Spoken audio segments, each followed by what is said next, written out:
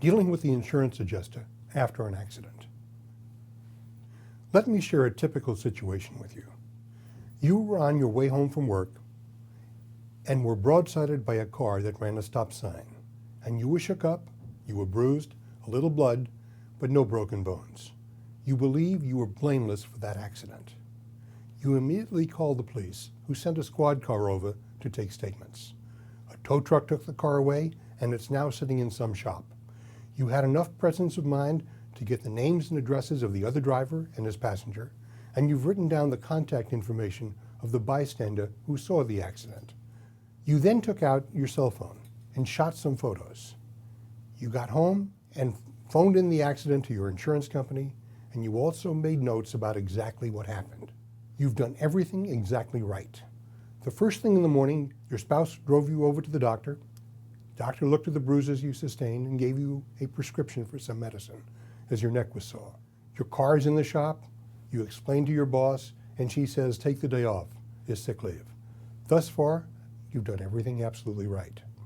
It's now about noon the day after the accident, and all of a sudden the phone rings. My name is Mary Jones, and I'm an independent adjuster with the General Adjustment Bureau.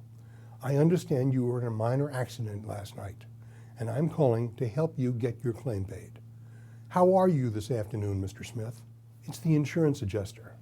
Not your insurance adjuster, not your company's insurance adjuster, the adjuster for the other driver's insurance company. Remember, this is the day after the accident, and you don't understand the nature and scope of your injuries. You have no idea what you'll feel like tomorrow, much less next week or next month. And you haven't even given any thought as to whether or not it makes sense to speak to an attorney at this point. In fact, if you're like most people, you'd rather not complicate things. You don't want to make a big deal out of what you think will be, and hopefully is, a minor accident. You're hoping and expecting that everything will be all right and you'll be back to as good as new in a few days. In fact, you're probably more concerned about getting your car repaired and renting a loaner until it is. Some adjusters are nice and friendly. Mrs. Jones may be a wonderful person. You may have seen her sing in the local choir. Some adjusters are tough. And sometimes insurance companies bring on multiple adjusters, some nice, some tough, playing sort of a good cop, bad cop routine.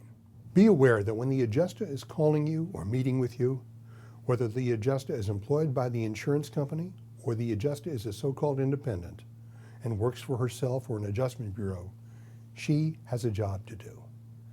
And the adjuster's job is to work things out so that the insurance company that hired her will pay you as little as they possibly can get away with, often as fast as they can get away with, before there's a chance that you'll understand that stiff neck turns out to be disabling whiplash, or the bruise that you suffered leaves a permanent scar, or you consult an attorney.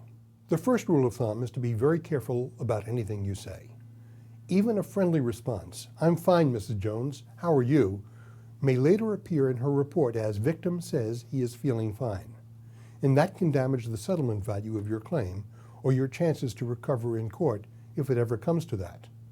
Because the insurance company will try to show that you really are fine and now you must be exaggerating your injuries. The adjuster may ask to record the conversation, allegedly so she can go over it later in case she missed anything. Generally, you should say a polite no to that.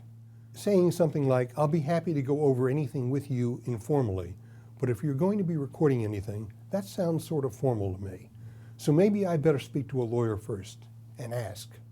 Once the call is being recorded, the adjuster has an extra incentive to try to get you to say something which will be captured on tape and that may be used against you to undermine your potential claim, or show your recollection is faulty, or be construed as misleading, or suggest you are exaggerating.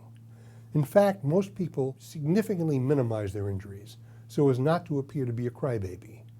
Men especially learn to appear tough and grin and bear it. And that recording that the adjuster took could be played to the jury if the case ever goes to trial. What if the adjuster offers to pay to have your car fixed? Take it to our approved and certified body shop and we'll do it for you and arrange for a loaner from National until it's fixed. Sounds reasonable, but Before you say yes, check out the reputation of the insurance company's body shop. Ask if the body shop will use original manufacturer parts or aftermarket parts, and decide if it makes a difference to you what is being used. Ask if you can take it to your local body shop, and then decide. Be very cautious of one thing. If the adjuster says, I'm going to get the company to pay you $1,000 for the minor injury you suffered, plus fully cover the medical bills you've had to date, is that okay with you? If so, we can wrap up the whole accident and move on, and you'll be $1,000 richer, tax-free. If that happens to you, just say no. It's okay if they go ahead and fix the car. But if you're asked to sign anything, at the body shop or elsewhere, make sure it does not release any potential claim you may have for personal injury damages. By all means, get the car fixed, but don't let the need to get the car fixed affect your judgment about a potential personal injury claim in the first few days after an accident. You're in no position to make that decision at that time.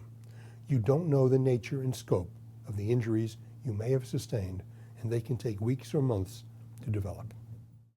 There's lots more information on this and 100 other legal topics on FreeAdvice.com, with additional videos, easy-to-understand lawyer-prepared articles and FAQs, the Free Advice forums, and the Ask a Lawyer service.